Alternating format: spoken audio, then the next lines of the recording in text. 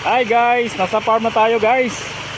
Ay kabibili lang ng water pump. Nagpapatubig kami ngayon. Tinisting ko yung water pump na nabili. So ito.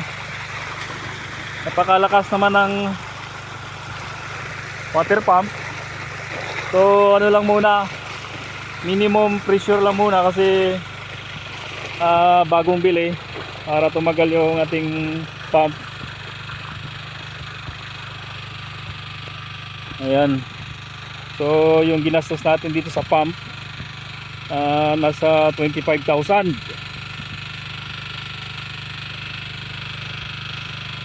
Kasi nagbubuntis na yung ating palayan.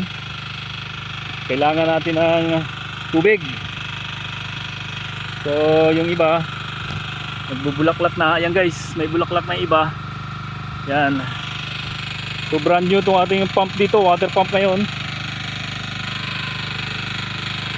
Kasi yung water pump namin dati guys ay ano lang, bidos. Kaya matagal. Papatubigan mo yung buong ganyan.